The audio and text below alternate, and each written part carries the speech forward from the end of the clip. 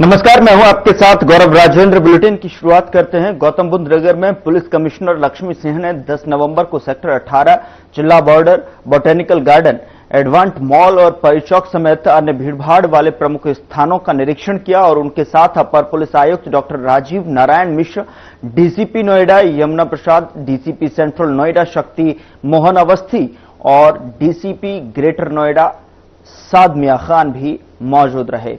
निरीक्षण के दौरान पुलिस कमिश्नर ने सुरक्षा व्यवस्था का गहन तरीके से जायजा लिया और अधिकारियों को आवश्यक दिशा निर्देश दिए।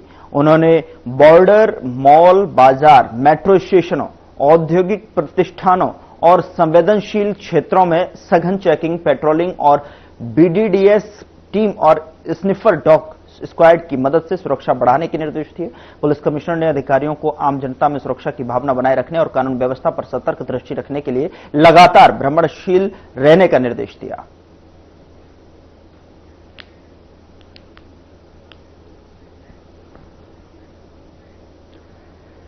उधर जनपद बाराबंकी में 1734 करोड़ की विभिन्न विकास परियोजनाओं के लोकार्पण और शिलान्यास एवं अन्य लोक कल्याणकारी योजनाओं के लाभार्थियों को चेक प्रमाण पत्र के वितरण के लिए कार्यक्रम का आयोजन किया गया, जिसमें मुख्यमंत्री योगी आदित्यनाथ शामिल हुए। वहीं सीएम योगी ने कार्यक्रम को भी संबोधित किया।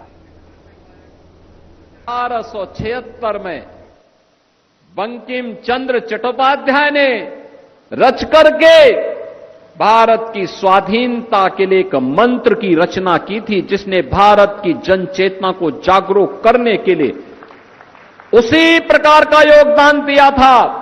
जैसे हम यज्ञ में जब मंत्रोच्चार करते हैं और यज्ञ कुंड में अपनी हवि अर्पित करते हैं, तो यह वही था। राष्ट्र यज्ञ में भारत के क्रांतिकारियों के द्वारा गाए जाने वाले उस मंत्र का प्रतीक था, जो राष्ट्ररूपी यज्ञ को आगे बढ़ाने के लिए, उसकी लौ को तेज करने में अपना योगदान दिया। भारत का क्रांतिकारी, भारत का युवा कभी विचलित नहीं हुआ। आजादी के आंदोलन में उसने वंदे मातरम को गाते गाते फांसी के फंदे को अपने गले में लगाने में संकोच नहीं किया, और जब भी उसको फांसी की सजा होती थी, वह खुशी खुशी हंसते हंसते फांसी के फंदे को गले में लगा करके वंदे मातरम बोल करके वह फांसी के फंदे पर झूलता था। आने वाली पीढ़ी के लिए एक नया संदेश छोड़ करके जाता था कि राष्ट्र से बढ़कर के कुछ नहीं। अगर हम जिएंगे तो देश के लिए, मरेंगे तो देश के लिए, और कुछ भी योगदान देंगे तो राष्ट्र हमारे लिए प्रथम होगा। और उसी भाव के लिए आज वंदे मातरम को भी 150वें वर्ष में अभी 7 नवंबर को एक समारोह में प्रधानमंत्री जी ने इस कार्यक्रम का शुभारंभ किया था। लेकिन आज भी है, कुछ लोग हैं कहेंगे खाएंगे, रहेंगे हिंदुस्तान में, खाएंगे हिंदुस्तान में, लेकिन वंदे मातरम गाएंगे नहीं। हम उनकी मंशा को समझें, हम उनकी मंशा को समझें। ये बाध्यकारी नहीं है, लेकिन यह समझने की विषय वस्तु भी है। जो लोग वंदे मातरम का विरोध कर रहे हैं, वे भारत माता का विरोध कर रहे हैं। यह किसी व्यक्ति के लिए नहीं, यह वंदे मातरम राष्ट्रीय गीत किसी व्यक्ति, किसी जाति, किसी क्षेत्र या किसी एक ईश्वर, किसी एक उपासना विधि के प्रति आग्रही नहीं बनाता है, बल्कि यह तो भारत माता की वंदना है। भारत माता के प्रति हमारी कृतज्ञता है। भारत माता के लिए गाए जाने वाले हमारे उस स्वर का प्रतीक है, जो हमारे अंतःकरण के भाव को व्यक्त करता है। और यह सच है, हमने देवी के 3 रूपों को, महादुर्गा, महासरस्वती और महालक्ष्मी के रूप में ही पूजन करके भारत और भारतीयता को आगे बढ़ाने की शक्ति अर्जित की है। तो स्वाभाविक रूप से वंदे मातरम के माध्यम से भी इस सस्य श्यामला मातरम की इस भाव को ध्यान में रख करके हमने उसे महादुर्गा, महालक्ष्मी और महासरस्वती के रूप में उसकी वंदना करके भारत के प्रत्येक नागरिक से यह आग्रह किया है कि वह वंदे मातरम के साथ जुड़े, भारत की राष्ट्रीयता को मजबूती प्रदान करें। याद करिए, जिस गीत को स्वयं स्वर दिया हो गुरुदेव रविंद्रनाथ टैगोर ने, उस गीत का विरोध किया जा रहा है। भारत का क्रांतिकारी जिस गीत को गाकर के फांसी के फंदे पर चूमता था, उसका विरोध किया जा रहा है। भारत की एकता और अखंडता का प्रतीक जो गीत है, उसका विरोध किया जा रहा है। इस विरोध के लिए कोई जगह नहीं होनी चाहिए, हमारे यहां कोई जगह नहीं होनी चाहिए। और इसीलिए मैं आप सबसे अपील करूंगा, बहनों और भाइयों, कोई मत हो, कोई मजहब हो, कोई जाति हो, और राष्ट्र से बढ़कर के नहीं हो सकता है। याद रखना, हम सब के लिए राष्ट्र प्रथम होना चाहिए। राष्ट्र सुरक्षित है तो हम भी सुरक्षित हैं। राष्ट्र एक है तो हम भी एक हैं। राष्ट्रीय एकता के मार्ग में सबसे बड़ी बाधा यही है जो वंदे मातरम के मार्ग में बाधा है, यही बाधा है। और इनको पहचानो, इन चेहरों को पहचानो जो शासकीय योजना में हड़पने की होड़ में पहली लाइन में खड़े होते हैं, लेकिन जब वंदे मातरम गाने की बात होती है तो कहते हैं कि नहीं, हम नहीं गाएंगे। बहनों और भाइयों, मैं तो आप सबसे कहूंगा, हमें राष्ट्रीय एकता के मार्ग की इन बाधाओं को दूर करना होगा। ये जातिवाद की राजनीति, परिवारवाद की राजनीति, क्षेत्रवाद की राजनीति, मत और मजहब के नाम पर विभाजन, समाज में किसी भी प्रकार की उस दुष्प्रवृत्ति को जो भाई को भाई से लड़ाने की, जाति को जाति के साथ लड़ाने की, एक क्षेत्र को दूसरे क्षेत्र से लड़ाने की, किसी दुराभिसंधि पर आधारित हो, उसको कतई हमें स्वीकार नहीं करना चाहिए, कतई स्वीकार नहीं करना चाहिए।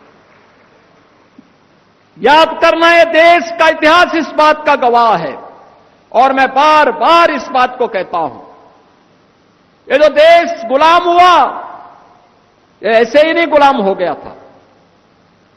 पहले इस देश में आकर के विदेशी ताकतों ने, विदेशी विधर्मियों ने इस देश में आकर के पहले हमें आपस में लड़ाने का काम किया था, जाति को जाति से लड़ाने का काम किया था। जातीय सेनाएं खड़ी की थी। ये जातीय सेनाएं ऐसे ही लड़ा लड़ा करके पूरी ताकत को कमजोर कर दी, और बाद में फिर बीच में घुस करके एक पक्ष को अपने साथ जोड़ करके ये दिखाने का कार्य करती थी कि वह उनके हितैषी हैं, लेकिन वास्तव में हितैषी नहीं थे, वह तो देश पर काबिज करने के लिए आए थे। बहनों और भाइयों, इतिहास केवल पढ़ने की नहीं, आत्मावलोकन का एक अवसर भी हम सबको देता है। इतिहास की गलतियों का परिमार्जन जितनी जल्दी हो सके हमें करना चाहिए, और इतिहास के गौरवशाली क्षणों से प्रेरणा प्राप्त करके आगे के भविष्य को स्वच्छ और सुंदर बनाने में हमें योगदान देना चाहिए। और इसीलिए हम सब आज आपके बीच में आए हैं। आज भारत एक नए भारत के रूप में हम सबके सामने है। आपने देखा होगा, प्रधानमंत्री मोदी जी के नेतृत्व में पिछले 11 वर्ष में भारत की जो यात्रा निकल रही है, बहुत शानदार यात्रा के साथ भारत आगे बढ़ा है। बहुत शानदार यात्रा, ये यात्रा जिसमें विकास भी है, गरीब कल्याण भी है, और विरासत का सम्मान भी है। आप सोचिए, विरासत का सम्मान, लौह पुरुष सरदार वल्लभ भाई पटेल को पहली बार सम्मान देने का काम स्वतंत्र भारत में अगर किसी ने किया सरदेव अटल बिहारी वाजपेयी जी ने किया था। अटल जी ने 31 अक्टूबर सरदार वल्लभ भाई पटेल के जन्मदिन को एक राष्ट्रीय समारोह के रूप में आयोजित करने का निर्णय लिया था और आज के यशस्वी प्रधानमंत्री श्री नरेंद्र मोदी जी ने 31 अक्टूबर की तिथि को राष्ट्रीय एकता दिवस के रूप में आयोजित करने का निर्णय किया। आपने देखा होगा 31 अक्टूबर को प्रत्येक जनपद में रन फॉर यूनिटी का कार्यक्रम हुआ, यानी राष्ट्रीय एकता दौड़ का कार्यक्रम। हजारों की संख्या में लोग प्रत्येक जिला मुख्यालय में इस राष्ट्रीय एकता दौड़ के साथ जुड़े थे। और यही नहीं, अगर दुनिया की सबसे बड़ी प्रतिमा किसी की लगी है तो भारत के लौह पुरुष सरदार वल्लभ भाई पटेल की दुनिया की सबसे बड़ी प्रतिमा है, वह है केवड़िया गुजरात में। सबसे बड़ी प्रतिमा है दुनिया की। एक वीरान जगह को टूरिज्म का दुनिया का सबसे बेहतरीन केंद्र के रूप में स्थापित करने का काम अगर किसी ने किया है तो प्रधानमंत्री मोदी जी ने किया है। और राष्ट्र नायकों को कैसे सम्मान दिया जाना चाहिए, यह मोदी जी ने किया है। लौह पुरुष सरदार वल्लभ भाई पटेल। कांग्रेस तो चाहती भी नहीं थी कि लौह पुरुष को सम्मान मिले। याद करिए, जब देश के अंदर आजादी का आंदोलन चल रहा था, प्रधानमंत्री की कुर्सी पर कौन जाएगा, 15 राज्यों से प्रस्ताव मांगे गए थे। 14 राज्यों ने प्रस्ताव दिया था लौह पुरुष सरदार वल्लभ भाई पटेल के नाम का, लेकिन सरदार वल्लभ भाई पटेल को नहीं बनने दिया गया। बहन और भाइयों, ये लोग लौह पुरुष को क्या सम्मान दे पाते हैं, क्या सम्मान दे पाते हैं। लेकिन लौह पुरुष सरदार वल्लभ भाई पटेल को उनके विराट व्यक्तित्व के अनुरूप सम्मान देने का काम अगर किसी ने किया है, ये प्रधानमंत्री मोदी जी ने किया है, भारतीय जनता पार्टी ने किया है। बाबा साहब भीमराव अंबेडकर को सही मायने में सम्मान देने का काम किसी ने किया है तो यह भारतीय जनता पार्टी और प्रधानमंत्री मोदी जी ने किया है। आपने देखा होगा, बाबा साहब भीमराव अंबेडकर को भारत रत्न देने का कार्य रहा हो, या बाबा साहब भीमराव अंबेडकर से जुड़े हुए पंच तीर्थों के विकास के लिए कार्य, मऊ जहां उनका जन्म हुआ था वहां भव्य स्मारक का निर्माण भारतीय जनता पार्टी की सरकार ने किया। बाबा साहब ने इंग्लैंड में उच्च शिक्षा जिस भवन में रह करके अर्जित की थी, उस भवन में जब ब्रिटिश सरकार उसको बेच रही थी तो भारत से प्रधानमंत्री मोदी जी ने टीम भेज करके उस भवन को खरीदा। उस भवन में बाबा साहब भीमराव अंबेडकर की स्मारक बनाने के साथ ही अनुसूचित जाति जनजाति के छात्रों को उच्च शिक्षा के लिए एक शोध केंद्र के रूप में से विकसित करने का काम भी इंग्लैंड की धरती पर किया है। बहनों और भाइयों, बाबा साहब भीमराव अंबेडकर ने दिल्ली में रह करके अपना सार्वजनिक जीवन जिस भवन में रह करके व्यतीत किया था, उस भवन में रह करके उस भवन को बाबा साहब भीमराव अंबेडकर के इंटरनेशनल सेंटर के रूप में विकसित करने का काम प्रधानमंत्री मोदी जी ने किया। बाबा साहब ने नागपुर में जहां दीक्षा ली थी, दीक्षा भूमि में बाबा साहब भीमराव अंबेडकर का भव्य स्मारक बनाने का कार्य हो, या उनकी अंतिम यात्रा जिस मुंबई में निकली थी वहां पर चैत्य भूमि पर भव्य स्मारक और बाबा साहब की सबसे बड़ी प्रतिमा की स्थापना का काम भी मोदी जी के नेतृत्व और मार्गदर्शन में महाराष्ट्र के अंदर हुआ है। बहनों और भाइयों, ये पंच तीर्थ का निर्माण अगर किसी ने किया है, प्रधानमंत्री मोदी जी के नेतृत्व में भारतीय जनता पार्टी की सरकारों ने किया है। यही नहीं, विरासत का सम्मान कैसे होना चाहिए। काशी में काशी विश्वनाथ धाम और 500 वर्षों के बाद अयोध्या में रामलला के भव्य मंदिर के निर्माण का मार्ग प्रशस्त करने का काम भी अगर किसी ने किया है, ये मोदी जी ने किया है। ये काम भी मोदी जी ने किया है। नेमिषारण्य, इसकी पौराणिक पहचान को फिर से स्थापित करने का काम हो रहा है। ये डबल इंजन की भाजपा की सरकार कर रही है। देवा शरीफ में यहां पर हो या महादेवा को भव्य स्वरूप देने का काम हो, यह काम भी हमने किया है। यह भी डबल इंजन की सरकार कर रही है। लोधेश्वर महादेव में कॉरिडोर का निर्माण और काशी की तर्ज पर ऐसे ही गोला गोकर्णनाथ में भी वहां पर कॉरिडोर के निर्माण का काम भी अगर कोई कर रहा है तो डबल इंजन की सरकार कर रही है। बहनों और भाइयों, मथुरा, वृंदावन, बरसाना, गोकुल, बलदेव, गोवर्धन, इन तीर्थों के विकास का कार्य भी। यहां रुक रहे हैं एक छोटे से ब्रेक के लिए। ब्रेक के उस पार खबरों का सिलसिला लगातार जारी है।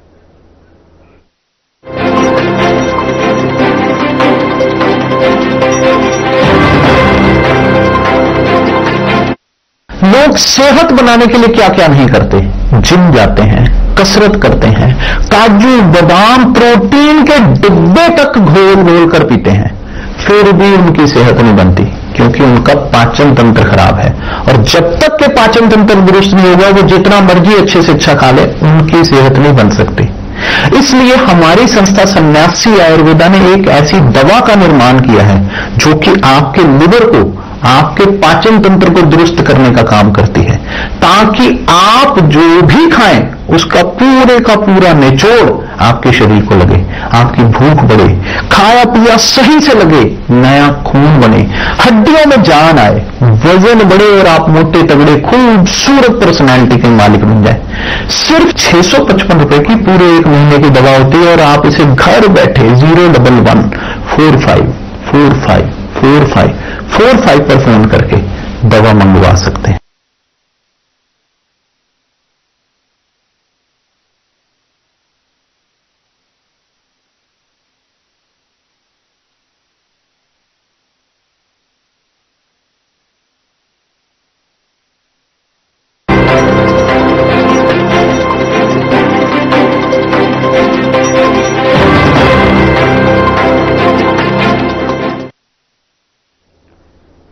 ब्रेक के बाद स्वागत है आपका। खबरों में आगे बढ़ते हैं। प्रधानमंत्री नरेंद्र मोदी 2 दिवसीय भूटान दौरे पर हैं, जहां उन्होंने कहा कि आज का दिन भूटान के लिए, भूटान के राज परिवार के लिए और विश्व शांति में विश्वास रखने वाले सभी लोगों के लिए बहुत अहम है। सदियों से भारत और भूटान का संबंध बहुत ही गहन, आत्मीय और सांस्कृतिक रहा है। इसीलिए इस महत्वपूर्ण अवसर पर शामिल होना भारत और मेरी प्रतिबद्धता थी। आज मैं यहां बहुत भारी मन से आया हूं। कल शाम दिल्ली में हुई भयावह घटना ने सभी के मन को व्यथित कर दिया है। मैं पीड़ित परिवारों का दुख समझता हूं। आज पूरा देश उनके साथ खड़ा है। मैं कल रात भर इस घटना की जांच में जुटी सभी एजेंसियों के साथ, सभी महत्वपूर्ण लोगों के साथ संपर्क में था। जानकारियों के तार जोड़े जा रहे थे। हमारी एजेंसियां इस षड्यंत्र के तह तक जाएगी और इसके पीछे के षड्यंत्रकारियों को बख्शा नहीं जाएगा। क्या दिन भूटान के लिए, भूटान के राज परिवार के लिए और विश्व शांति में विश्वास रखने वाले सभी लोगों के लिए बहुत अहम है। सदियों से भारत और भूटान का संबंध बहुत ही गहन, आत्मीय और सांस्कृतिक नाता रहा है और इसलिए इस महत्वपूर्ण अवसर पर शामिल होना भारत का और मेरा कमिटमेंट था। लेकिन आज मैं यहां बहुत भारी मन से आया हूं। कल शाम दिल्ली में हुई भयावह घटना ने सभी के मन को व्यथित कर दिया है। मैं पीड़ित परिवारों का दुख समझता हूं। आज पूरा देश उनके साथ खड़ा है। मैं कल रात भर इस घटना की जांच में जुटी सभी एजेंसियों के साथ, सभी महत्वपूर्ण लोगों के साथ संपर्क में था, विचार विमर्श चलता था, जानकारियों के तार जोड़े जा रहे थे। हमारी एजेंसियां इस षड्यंत्र की तह तक जाएगी। इसके पीछे के षड्यंत्रकारियों को बख्शा नहीं जाएगा। All those responsible will be brought to justice.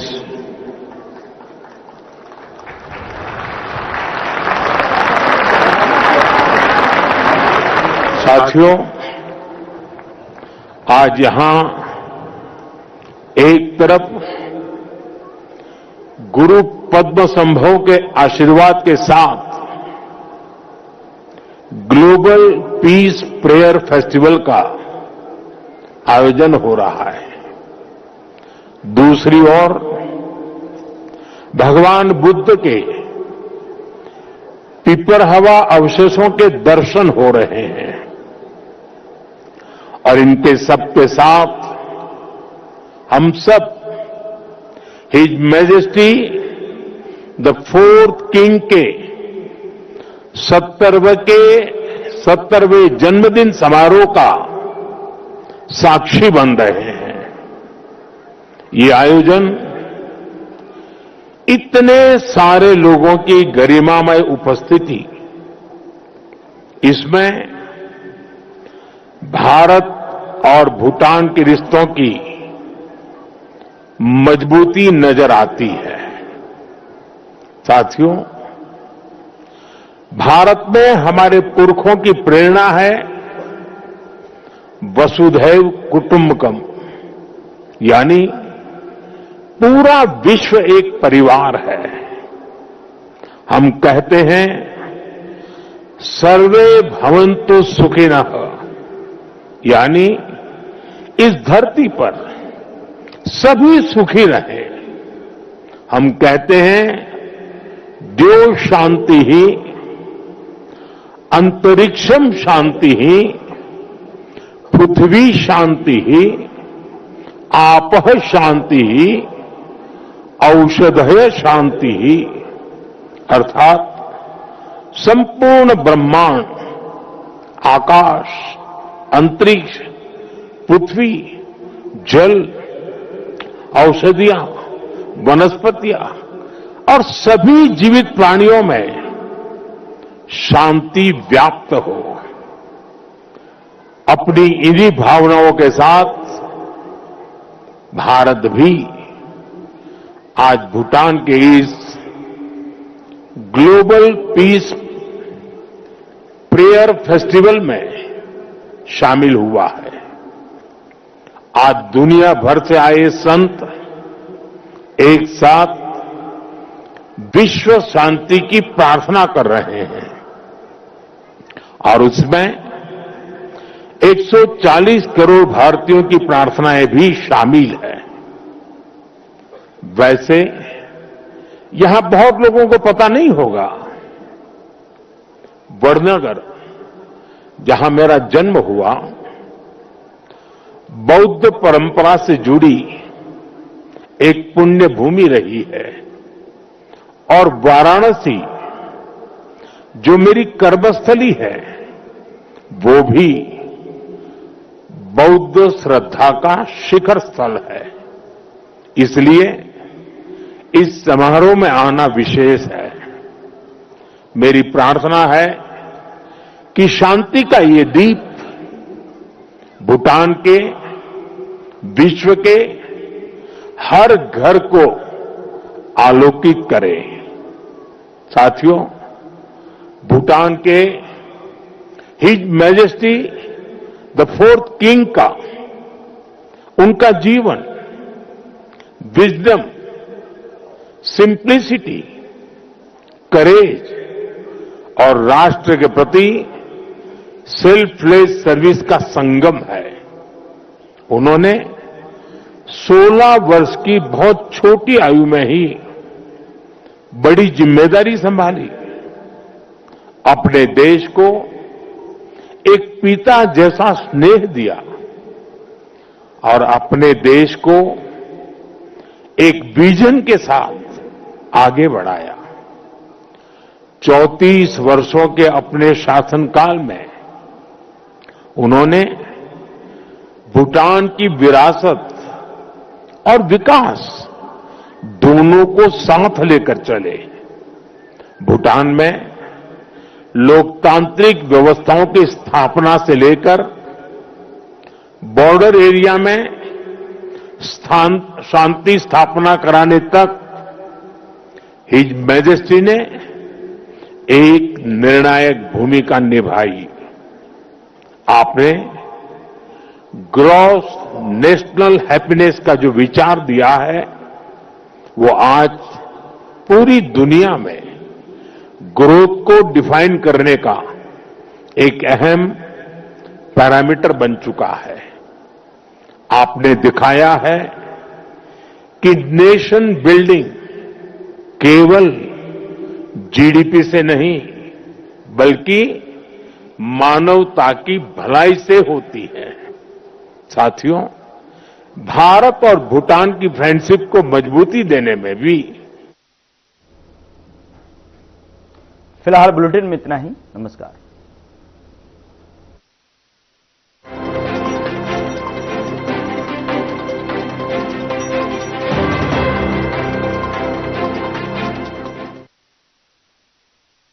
क्या रंग खिला